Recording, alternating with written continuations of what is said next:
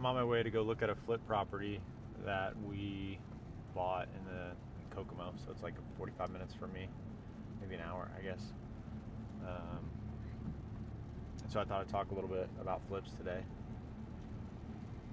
I think one of the challenges that people have with flips is that they're hard to find, especially right now in this market, and that could change over time. They could be, a little bit easier to find. But right now they're really hard to find. So the best ideas I have for finding flips is off-market communication, and just your network. It's like sometimes I'll hear about clients that buy flips, and it's because it's their sister's something, brother-in-law's cousin or something. Like, that's how far it gets into the communication and just word of mouth. And then they find out about this property off market. They find out that someone wants to sell a property. They don't want to go through the hassle of putting it on the market, dealing with a realtor. Damn realtors. So they want to just talk to somebody they know and they feel comfortable with, and that's really where you can capitalize and come in and give them a good offer that's fair for you and fair for them. So yeah, I think that's the best place to start, is just let people in your network know. Now, generally my audience is real estate agents. So if you are making your sphere calls or you're making dials, you can always just call and say, hey, I'm looking for a new project on my flip property, or I have an opening to do a flip. Do you know of any distressed properties, or do you know of any friends or family members that have distressed properties that I might be able to help? And we can get them a good offer right away.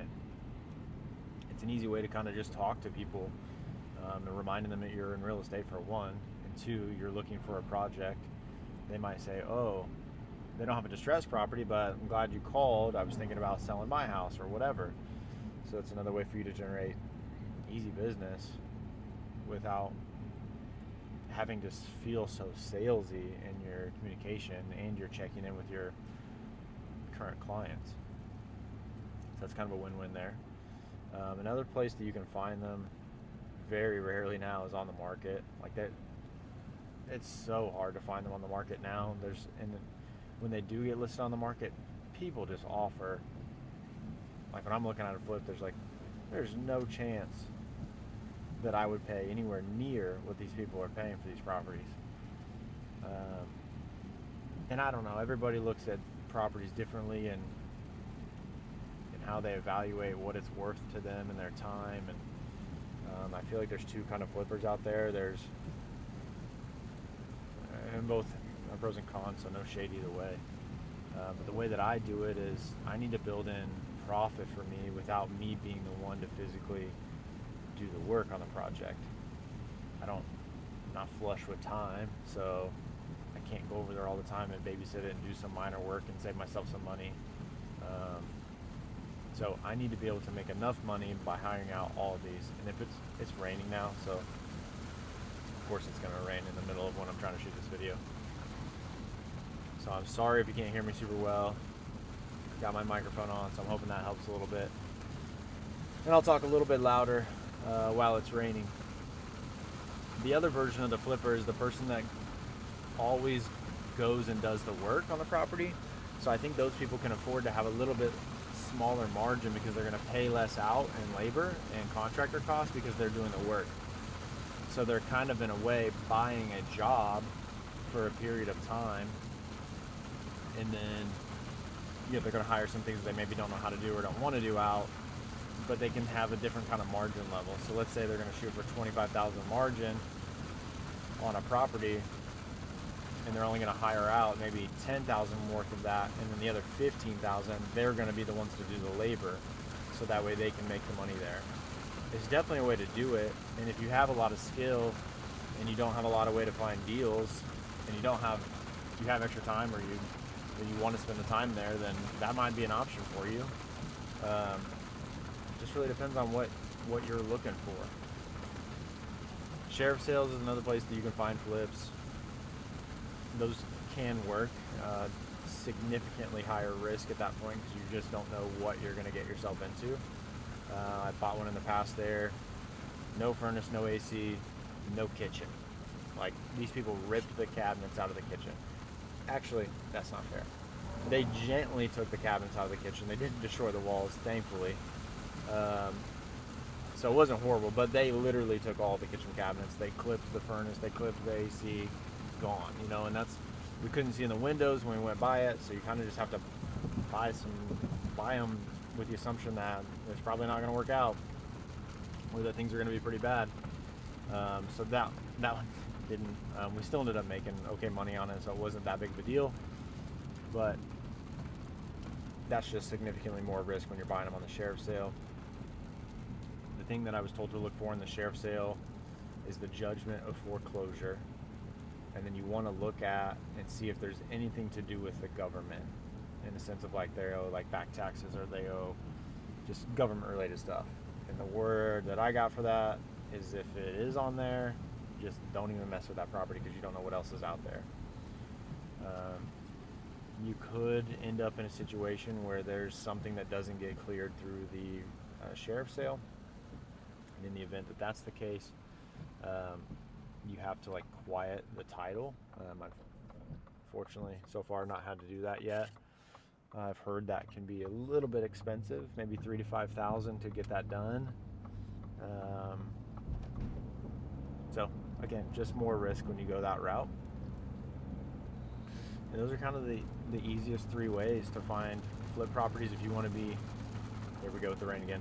If you want to be overly aggressive, you could drive for dollars, what they call it. So you can drive in neighborhoods where you think there might be a good opportunity. Look for houses that are bad, go knock on the doors, say, hey, this is who you are, you're looking to, you buy properties in the area and you'd love to buy the property if they're open to selling it. The problem with that is, man, this rain's really coming down.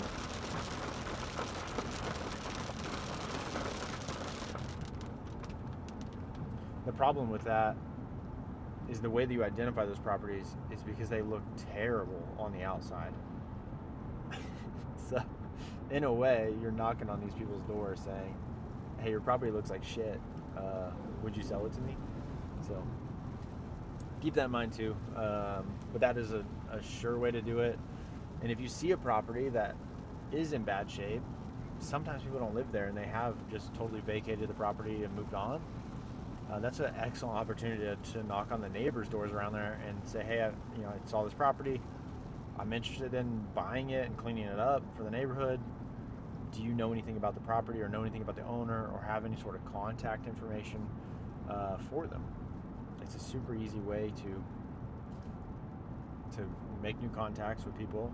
Again, speaking to real estate agents, make new contacts with neighbors. That's not salesy at all. You're there to actually help do something. That's a win-win for them and you, because you're cleaning up their neighbor's house and you're going to make a little money hopefully on the other side of it, and then you're making a new friend. I listed a property that way once, doing cold calls with that same thing, that same script. It was, hey, I'm calling around to see if there's any distressed properties in the area. I have some investors looking to buy, and we'd love to get them cleaned up. And at this point in time, I was not the investor, so I was just selling them either on the market, or I was selling them, to somebody off market that I knew would buy the property and flip it. Anyways, I talked to this really sweet lady. She said the house next to her was horrible. She connected me with the owner. We put it on the market. We got him it was like 10 or 15,000 more than he was thinking he was going to get. So he was ecstatic. He got out from underneath the property, stress gone for him. And then that lady that originally connected me with him, she referred me to her daughter, which referred me to her kids. So I ended up making like 3 or 4 sales off that one cold call connection. So I think that's the power of it, is people get nervous about making cold calls because you don't see immediate response on that. It's not like you cold call somebody and they're like, oh my goodness, I was waiting for you to call. Like, that's not going to happen. But there's the opportunity there that you can really make a good connection with a human being and be able to be there for them and be the realtor of choice for them and their friends and their family. And that's what you're trying to do, is start that connection with them. I guess all the ways I can think of that you could find a flip.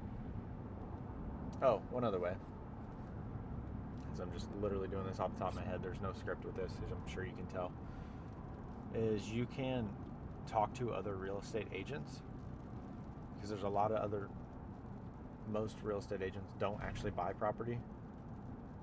So if you have real estate friends in the market, or even people you're acquaintances with, tell them, I do this all the time, like, hey, I buy and sell property, I do flips, I hold rentals, or whatever it is that you do, and tell them that they can represent you on the deal if they find a deal, because sometimes they'll get presented opportunities that they don't have a buyer for, and that's a terrific way for you to jump in there and be like, I'll be the buyer, you don't have to lose any commission, and you represent me, I'll buy the property and you get paid. Again, it's a win-win for them and you, and you kind of just look at that as an acquisition cost. So it's not too bad to do it that way. I've gotten probably 5 deals that way, and everybody's happy. It worked out really well. So I think being creative, just staying inside of your network, doing door knocking and cold calling if that's what you're into, potentially sheriff sales if you're willing and capable of taking the risk. Those also have to be all cash, which you can use a line of credit or something for. Like, there's ways around that to make sure that you can fund that. But I would not start there, by the way. Like, my first flip would not be a sheriff sale. That would be really intimidating. I would have several under my belt before I felt like I would be comfortable enough to do that. My first flip came from a sales client. It was March of 2020, February 2020 actually. So we all know that timeline. That was COVID. When I had first met with her, I didn't know that COVID was going to be a thing. And this client had big dogs in the house, like 4 of them. And when I say big dogs, like 150 pounds plus. I mean, they were monster dogs. Horses is what the neighbor described them as. So they, they did a number to the house. The floors were rough, the walls were rough, everything was just dirty. Great house. It was a very cookie cutter kind of house, which is a good flip. And I knew a lot about those. I've worked on those before. I lived in one that was almost exactly the same, so I knew a lot about it. The builder, I knew a lot. And she just didn't want to put it on the market, so I made her an offer that made sense to her. And then like 2 weeks later, because in this one I was actually funding it by just putting 25% down and getting a traditional loan, which adds to your cost of the flip, because now you've got to build in all these lender fees, $3,000 potentially. So I was doing that, and then COVID happened. And I was like, man, I'm not sure if I'm gonna keep this going. I don't know if he's radaring people at the church, but I might get pulled over. We'll see. Anyways, so made her the offer, do it. COVID comes, and I was like, I'm not sure whether I should keep this deal or not. Like, this is kind of crazy with everything going on. I decided to keep it and move forward. So she moved out, we closed. COVID was going on, and it was right during the lockdown period. So contractors weren't really out working. And to be fair, I was doing this in the old model, or where the model I used to, which is where I was the one doing all the work. So I go over to this house and start just doing demo, which is the floors is the first thing. And this builder puts down glue down vinyl plank in this house. That's what they do. And there was 0%. The smell in the house was really bad. So there was 0% chance that I'm saving this floor. So it had to come up. So I have a hand scraper, and I am hand scraping this vinyl floor, and it's awful. There is no other question other than it's awful.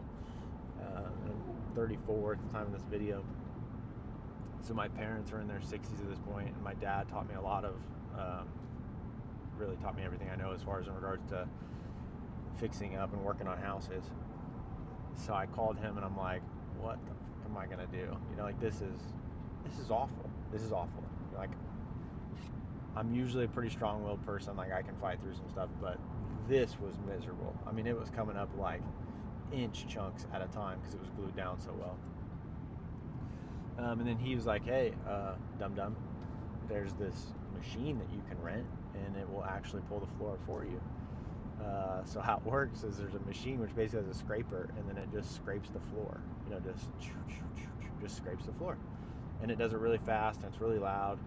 So I rented that from a rental company, and then the floor came up better.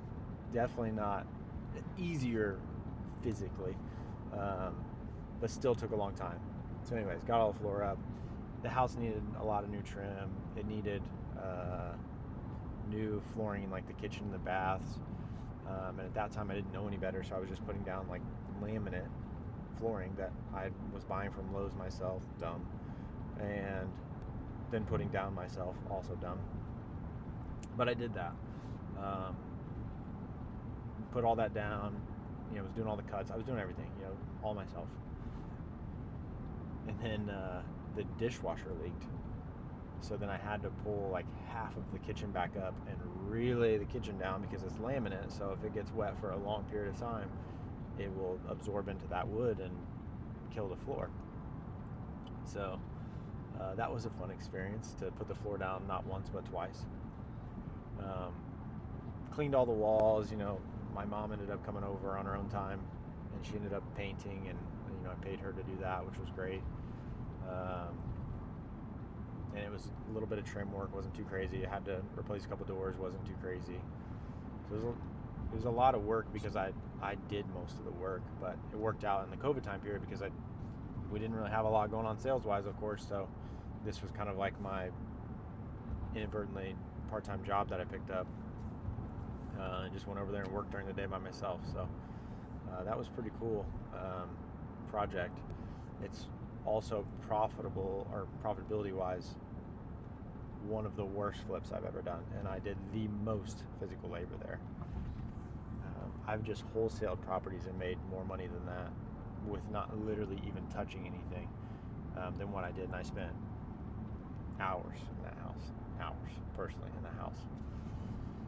So point being on that is when you're buying a flip or a rental, you make your money on the way in. You don't make your money on the back end. Like, you physically get to receive your money, but the better you can buy the deal and get a better deal on the way in, the better the odds are that you're going to have a really profitable project, or even one that works out well for you. And there's different balances there of how much time you spend and how much money you make. Like, sometimes it just makes more sense to take a little less money and wholesale the project and move on to let somebody else, you know, take it from there with whatever they want to do and leave a little meat on the bone for them, but you're not having a lot of time in it, so you can burn and turn your cash a little bit faster. And other times it's worth it for you to see it all the way through and finish it out. So it just kind of depends what you're looking for.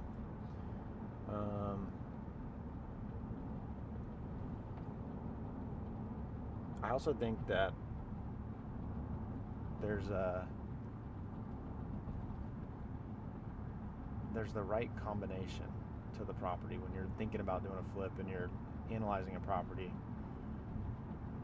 is that not every property makes the most sense to rip it all the way down, redo the kitchen, put all new appliances in it, put all new flooring, like redo bathrooms. It's easy to just go overboard. But I think the key to having successful flips is finding the right combination to that. And so sometimes that means that you keep certain parts of it that are not going to look as good, or maybe not going to be the most appealing that you can make it. But you sell it for a little bit less. But overall, you're going to be profit ahead or less time and money into it because you're choosing not to do this and you're selling it for a little bit less. So that's also something else to keep in mind, is really focus on finding that right combination. Most of them are going to need flooring. Most of them are going to need paint. Those are like the two that it's really hard to get away from those unless you get super lucky. But sometimes when you're looking at other comparables, like it doesn't make sense for you to change all the outlets and switches to white.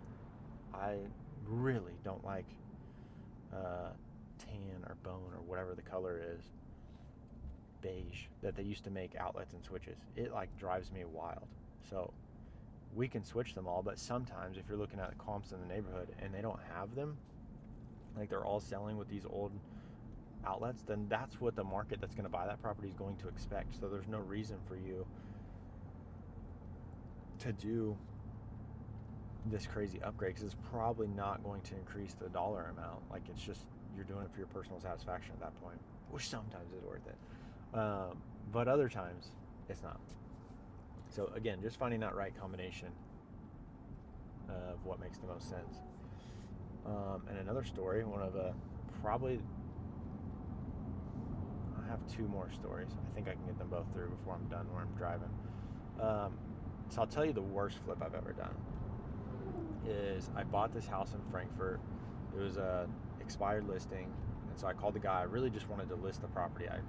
It was too nice. It didn't need much, like maybe a few rooms painted, like it didn't need much.